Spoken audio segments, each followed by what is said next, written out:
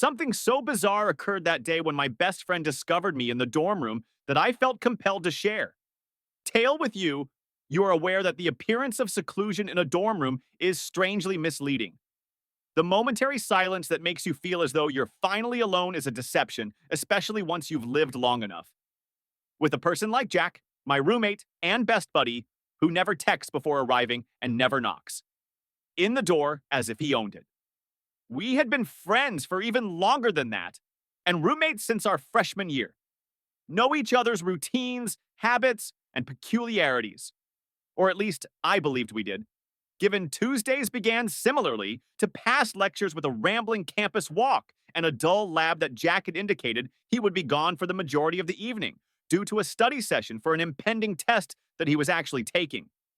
He went earlier that afternoon with a promise to be serious and a languidly slung rucksack over one shoulder. Thrown over his shoulder like an afterthought, I stayed out until late and did what anyone would do at a quiet time and in an empty hostel. Perhaps I should make myself at home, not halfway, not with socks on. It wasn't a creepy show. I simply turned out the lights, turned off the costumes, and turned down the music. Enjoyed how the cool air brushed over me and how the sheets felt nice on my exposed skin.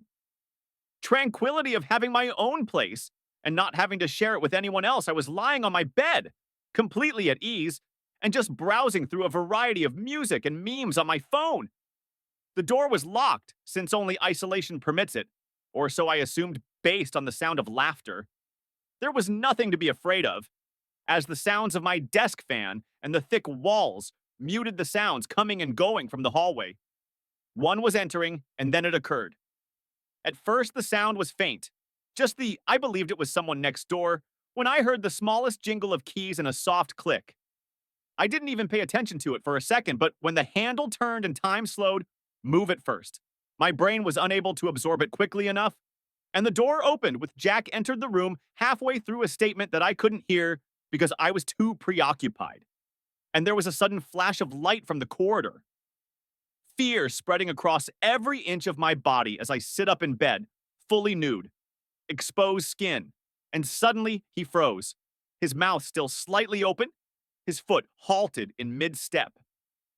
Time had stopped for both of us, and I stared at it without saying anything. Blood was pouring into my face like a deer in headlights, and I swear I could feel every cell in my body heating up. The body stayed motionless in a terrible half-lounging position. He blinked first while half-naked, then mumbled, "Oh," taking half I apologize, but I took a step back without turning away, as if I wasn't sure whether to back off or just act like this was usual. As if my hands had forgotten how to function, I fumbled for the blanket next to me as soon as I eventually found my voice, or something like it, after grabbing it and throwing it over my head. "You said you were gone all night," I barking. Jack was more defensive than angry, but he still hadn't blinked study group was canceled, and he appeared stunned, as if he had just entered a crime scene, and unable to take his eyes off it, he briefly glanced around the room. Observing everything but me, including the desk, lamp, fan, and bed, until they gradually returned to my face, and I texted you while my phone was turned off. I yelled while still high on adrenaline, and then there was a long, awkward pause. Like he was terrified of letting anyone in, Jack quietly shut the door behind him. He stood with his back to the door and his eyes slightly turned away without saying anything else.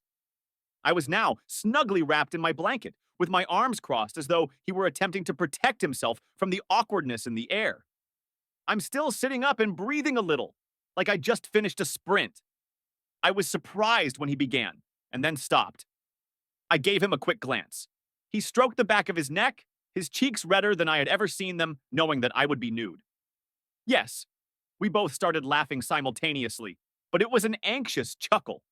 Slender and delicate, but it was laughing, and the tension abruptly eased. When Jack saw how absurd everything was, he took a step forward, cautiously, as if I may toss him a shoe if he moved too quickly. "Look, seriously, man, I should have knocked." "Yeah, you really should have," I murmured, continuing to hide underneath the blanket. But he sat down on the edge of his own bed opposite mine, allowing my shoulders to loosen up a bit. You usually do this when I'm away, he said, half jokingly. But I shot back when he mentioned that he would be gone for hours. He nodded in my chamber as well, placing his hands between his knees, which makes sense, simply didn't anticipate entering during a full moon. I gave him a fictitious stare, but You done? He asked, grinning in spite of me. I don't know. Depends, should I rolled my eyes and said, please, I'm going to start deadbolting the door now. I'm worried I'll catch you like this again. He smiled lopsidedly and remarked, probably smart. But then his features softened. Didn't intend to make you feel embarrassed. But something he said made my chest tighten. He wasn't kidding now. His voice was soft, as if he truly felt sorry, which wasn't anything Jack did frequently. Typically, he joked and went on. But not this time. Quieter now, I answered, I'm good. Really? He was taken aback and nodded slowly. He looked at me for a brief while longer than normal, saying, yeah, me. Additionally, it wasn't that horrible because, to be honest, I couldn't tell if he was implying that we were now seated across from one another in an environment so dense with something that neither of us could identify. And that's when it dawned on me that perhaps I wasn't simply feeling embarrassed. A part of me didn't mind being viewed in a perversely perplexing way, but I wasn't. I cleared my throat and shifted as I said, anyway, ready to unpack it yet. Jack grinned, but there was a sparkle under the cover. Next time you change plans, maybe shoot a warning text. Something unreadable was now in his eyes that wasn't there before. Yeah, he remarked, next time. But he didn't get up or get his books. Act as though we hadn't just broken the line that had previously been an easy, unbreakable friendship. Jack sat with his head tilted, elbows on his knees on the edge of his bed. His eyes kept darting toward me, as though he were deep in meditation. Discreetly, then quickly running off again like an uncontrollable instinct. And I sat on my bed with the cover still partially wrapped around me as if it would protect me from what had just transpired. But even I was aware that being seen was more than just the nudity that had startled me. He had actually seen it, not only physically, and there had been a glance on his expression when he entered, a brief incident that left a lasting impression on my mind. After what seemed like an hour of stillness, he said, it's not like I haven't seen you without a shirt before. Raised a sardonic eyebrow in my speech, but there's a fairly large. He laughed, but it was a quiet sound that wasn't mocking or even amused. That's the difference between being shirtless and being completely nude. It seemed more like he was attempting to decide whether to lean or soften the moment now that it was past. Even though he acknowledged it, it's not like I would hope he wasn't traumatized or anything. But he added that his eyes had finally locked on mine. Once more, you appeared at ease, and that word lingered in the air. It wasn't loaded by itself, but it was more comfortable than it should have been. His deep, inquisitive, even attentive tone had my stomach turn in a way I wasn't expecting. I suppose I was used to it. I spoke slowly, not expecting to be stopped, and he nodded. Slowly, correct? You're typically that at ease asking such inquiry. Surprised me since it wasn't derogatory or mocking. Rather, it was sincere. There was something about his question that gave me the impression that he wasn't only curious. Rather, he was assessing. Trying to understand without passing judgment. I thought about how to react without going beyond what was not stated. I don't recall what I said at the end of the line we were walking, but sometimes it simply feels nice. To Jack leaned back a little on his hands and let go of all expectations and pretense. I tried studying him for a minute, but his look was unreadable but not hostile. To determine the precise amount he received, because if I were being truthful with myself, there had been something in his eyes when he initially opened that door prior to the clumsiness and the clumsy excuses. Something unpolished that made my chest constrict. But I attempted instead of asking because I couldn't say if I would ever be able to. I brushed a hand through my hair to change the mood a little bit, nevertheless. Seemed casual despite the fact that my heart was still racing. At least we've advanced to a new level of intimacy as roommates. Congrats, you've seen it all. Jack grinned that recognizable sly smile. Gleam coming back into his eyes. Yep, I will include that on my CV. I made it through. The shared dorm and frontal surprise made me giggle in spite of myself. Although, although the laughter was helpful, the atmosphere between us didn't fully return to normal. Instead of relieving the strain, it added a delicate layer on top of it of humor that only served to highlight what was still unsaid underneath. He turned back to face me, his voice calmer now. I didn't mean to make it strange, you didn't, but I answered too hastily.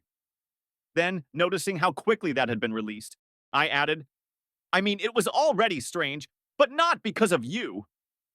His eyebrows raised, just enough to indicate that he had. The change in tone made me pause, gazing at a fissure in the ceiling above. Indeed, my bed, although I'm not sure. You're not the only one who gets exhausted, I said, pausing for a while. After a brief pause, Jack added in a hushed but purposeful voice, sometimes it seems like I'm constantly attempting to maintain a certain aspect of myself, like as intended to be this cool, self-assured person. And if I deviate from that image, people begin to ask questions for even a brief moment. But I knew deep down that there something we were going to do together that was going to happen. When I realized later that I was correct, I looked back at him in surprise. According to the admission, Jack wasn't particularly the kind of person who would bear children. He usually drowned it in Red Bull or hid it under a joke when it bothered him. He didn't typically use the word vulnerability when people asked him questions. I wasn't always kidding when I asked, but occasionally he didn't respond straight. Guys don't discuss this type of topic, especially not roommates, felt that the space was more constrained, but not oppressive.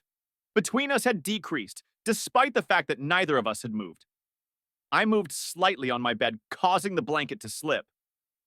A little lower around my waist, and Jack's eyes briefly darted there before quickly returning. Up too slowly, our gazes met, and none of us averted our gazes this time.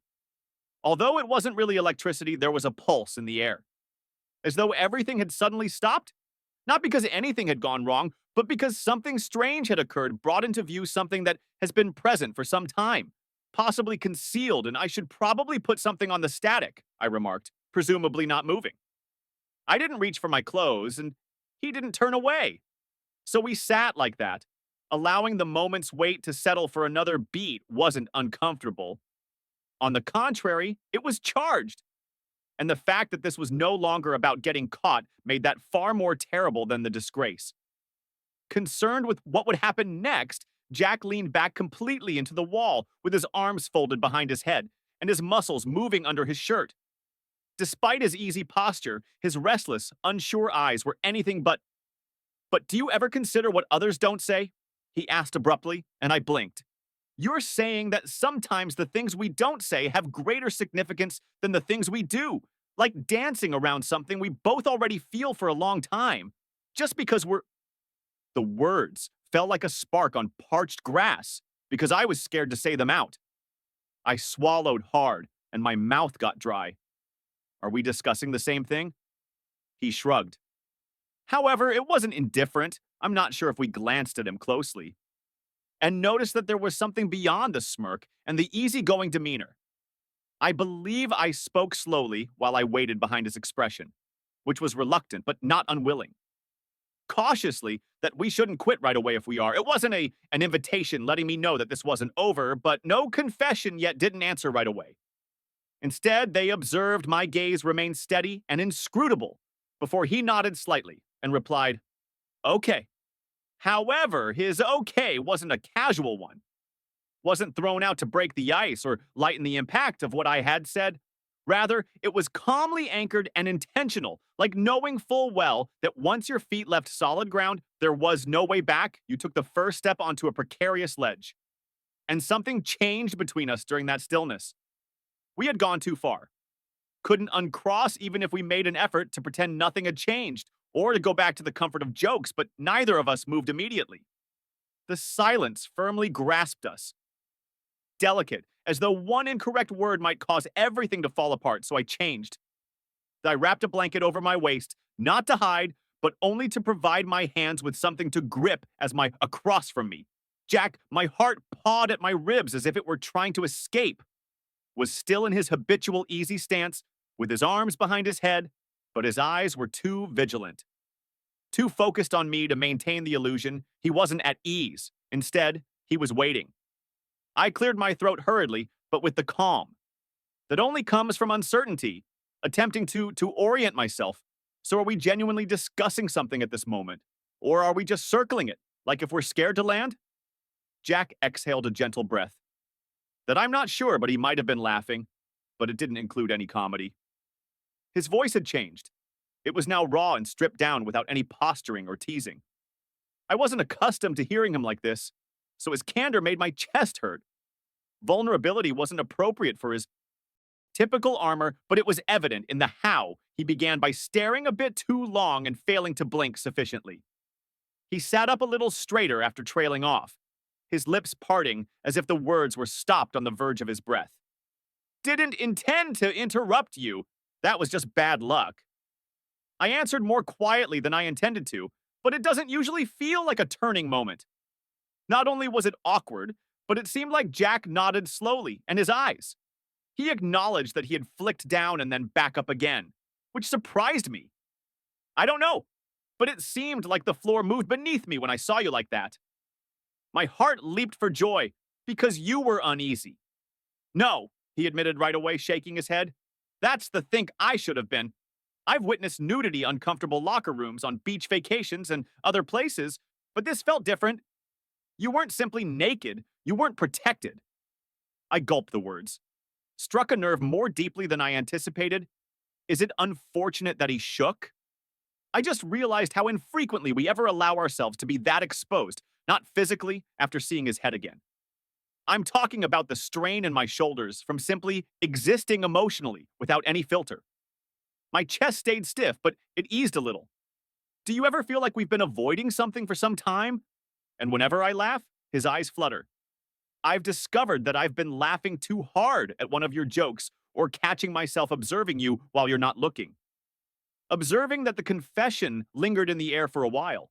Delicious and rich, like the I moved slightly on the bed when I smelled the rain just before a storm.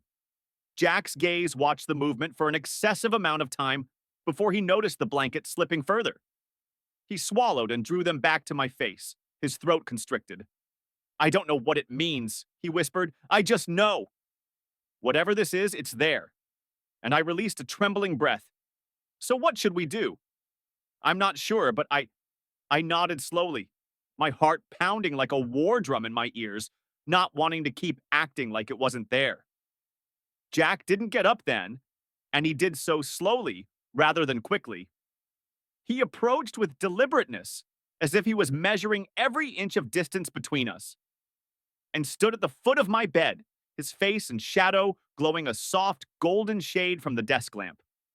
Even though he hadn't, he reached over the side of the mattress and touched my legs, but the story didn't stop there.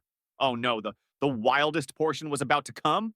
The air had changed and was now electrified as though we were toes curled over the drop.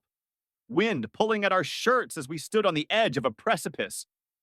His voice was low and gruff around the edges as he asked if we were ready to fall. You want me to sit down?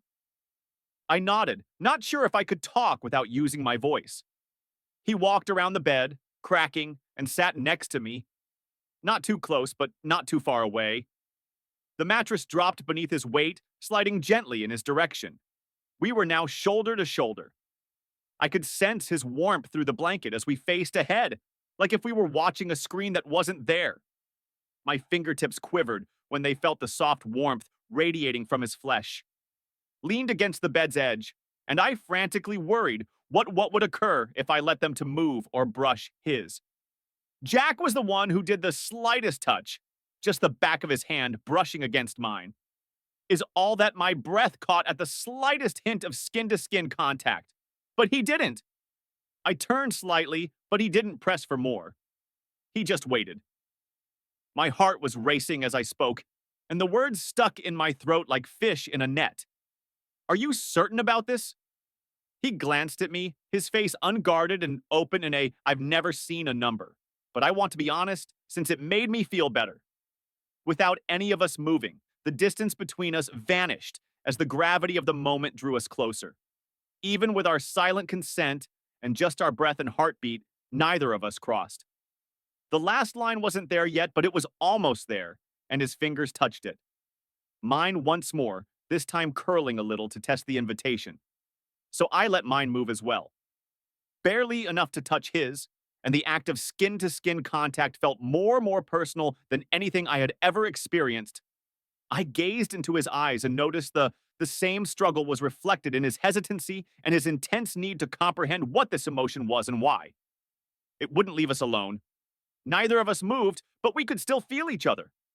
Our hands had discovered one another, not completely clasped, not completely separated, as if it were trembling on the brink of activity. The tension between our bodies was a living thing, and we were both lying there, as if in a silent agreement. I could feel something moving and throbbing in the air, like static before a storm. I can feel his thumb moving slowly back and forth across the side of my hand. I wasn't sure, but it was just enough to keep my whole body on high alert. The weight of our quiet wasn't crushing, but if I was breathing, it didn't feel like enough. No longer, it seemed as though the space itself was anticipating what one of us would do. Jack said something that would ultimately tip the scales. He turned his head a little, and I could feel the warmth of his eyes before I even looked into them. His eyes were no longer playful or wary. When I didn't draw away when I let them, they seemed to be looking for something hidden just beneath my skin. The corner of his mouth raised just a little bit more, while my hand remained attached to his. A slight glimmer of comprehension or perhaps relief. "I'm not sure what would happen if I know I won't be able to do this," he stated in a low, even voice at last. The phrase "forget what it felt like if we don't" made me shudder. Because they were dramatic or ostentatious, but because they were real. I had been carrying the burden of unsaid things for after all this time.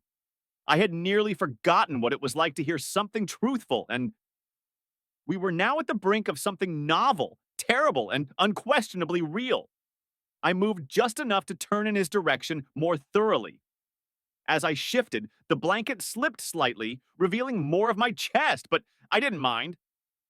Jack's gaze fell for the noticing that movement for the tiniest moment, then returning to mine with a tension that made the distance between us almost intolerable. "Have you ever considered it?" I asked in a scarcely audible voice. "Not just tonight, I mean." With a whisper. "Us?" His response was sluggish, not because he had none, but since he appeared to be considering each yes, he admitted, but not in a direct manner. Not like, "Oh, I'm into guys now." In a way that made my heart lurch. You were the exception I kept trying not to make. The reason I allowed the stillness to persist for a moment was not because I wasn't ready for it. I was unsure of what to say, but I was afraid of the consequences if I did. What if this was all just confusion? If he woke up the next day and regretted it, I would have given him another look. I stared, and his face showed that he wasn't afraid at all. Bewildered, and perhaps even afraid, he was right here with me and wasn't lost. Based on the same dreadful intimacy, you're not just experimenting. "Are you?" Jack sat up when I said. "Because I can't be something you try on and take off when it gets uncomfortable." "Straighter at that," he stated firmly, his hand slightly tightening around me. "I've been trying to figure this out for a long. So it's not just a curiosity I need to satiate. Perhaps I don't yet have all the answers, but I do know that I don't want to look back on this and wonder what would have occurred if I hadn't been terrified when his words fell into me like pebbles in a pond that rippled outward." I nodded, not yet confident in my voice, and shifted, settling somewhere deep. Once more, we moved closer to him until our knees met, leaving just skin, heat, and the sluggish, intentional pulse and breathing rhythm that firmly grounds us. "You're Jack," remarked softly, looking down at our clasped hands. "So are you." We both chuckled in a quiet, uneasy voice, but it broke through the just enough tension was present to allow for breathing once more, and then the laughter subsided, leaving a silence that wasn't. His free hand was raised, empty, yet fully charged with something we didn't need to name. Cautious at first, his fingers lightly touched my jaw as though he was unsure if he was permitted to touch me in that way, or perhaps he was waiting for me to intervene, but I leaned into it instead. Rather, just enough to inform him that I would not be leaving his. His eyes met mine as his thumb touched the corner of my mouth and then lingered on my face. Mine. And I sensed the change as if there were an invisible river running beneath the surface. But unquestionably, we had evolved beyond being best friends to something more. I kept believing that he uttered something unpleasant with an unknown voice that is impossible to be real. Feeling that everything might change if I kiss you, I muttered. You haven't caught up yet, but it may have broken something inside of him. He placed his hand behind my neck and unwound something he had been keeping back. I could feel his fingers running through my hair as he leaned in very gently. I could smell his shampoo as the distance between us dwindled. The warmth of his breath left a tiny imprint on his skin, but he hadn't yet closed the distance. As he waited, I leaned in that tiny but incredibly meaningful space. Not to run into him the rest of the way, not to ruin the moment, but to our lips touched as we said, "Yes, I'm here, and I want this too." Only a ghost of a kiss, yet it was enough to send my entire body into freefall Jack's forehead, pressed against. I felt him everywhere as I learned to map the curves of my body in real time. Waves of his weight, breath, and need rolled off him and collided with mine like every contact of the corresponding flames ignited something deeper, drawing us beneath the covering. Layer by layer, his lips moved from my mouth to my jaw and then my neck, kissing me each time. My skin tingled from the slow, methodical stroke, so I cocked my head to give him more room, and I gasped out loud and tightly gripped his shoulder when he discovered the sensitive area just under my ear. He responded with a groan, and I could feel the sound reverberating between us like a common current. There was no longer any embarrassment or hesitation, just a desire for purity, and we instantly lost ourselves in it, and the clothing turned into a barrier that we had to remove. Without ceremony, because we needed to truly feel each other, not because we were in a lusty rage. Nothing in between, but the air seemed to buzz when we were finally skin to skin. I ran my hands about us like if everyone in the room knew what was precious. As he kissed my collarbone and mumbled things I hardly noticed, I memorized every inch down his back. His entire body was pushed against mine through the fog of feeling. And now his hips, I felt electric shocks from rolling ever so much, which caused me to arch, groan, and hold to him more tightly. Was overpowering, but not to the point where I wanted to give up, or I observed Jack for a few moments as he laid next to me across his bare back. His breathing was regular while he slept, and his lashes brushed his cheeks and lips. They were slightly apart as they always were when he was totally at ease, and the realization that this wasn't a dream or some sort of late-night fever finally dawned on me. Of feeling he was present, and we had gone beyond that boundary, and we hadn't turned around. So I moved a little on the mattress to avoid disturbing him, but his eyes still fluttered open. He blinked a few times, but his eyes remained heavy, with sleep until it finally hit me, and then he gave me a slow, hesitant, completely shy smile. His unguarded smile tightened my chest. "Hey," he muttered in a hoarse voice. I mumbled back, "Hey," and he stretched a little before letting his arm return around my waist as if it were supposed to. "What time is it?" "And maybe now." It did. "No idea, I don't care," he said. Jack laughed, eyes crinkling same. For a time, we laid there in quiet.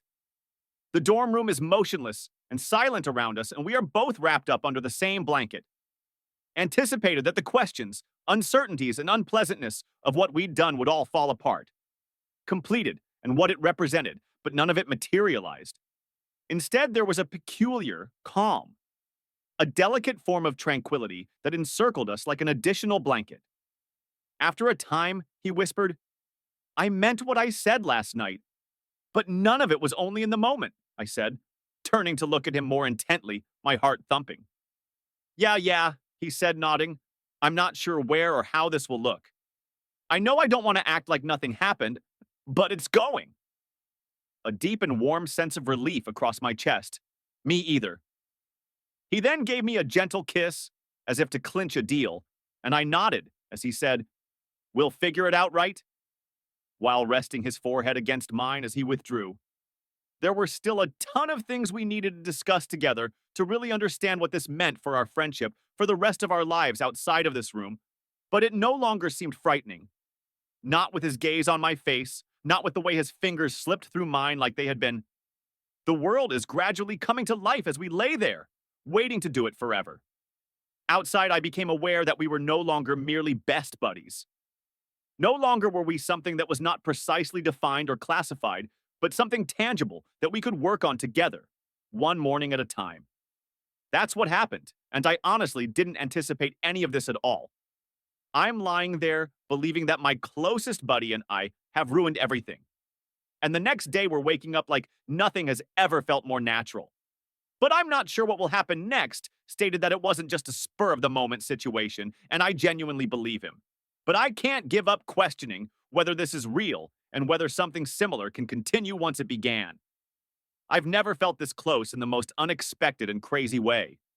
Someone previously, but I'm also afraid of making a mistake or pushing. I'm trapped somewhere between hope and despair because I read too much into things too quickly, and anxiety while attempting to determine what to do next. If you were me, what would you do? Would you honestly just ride the wave and see where it goes, or would you bring it up again, put boundaries, and try to define it? I would appreciate some advice. Please share your thoughts.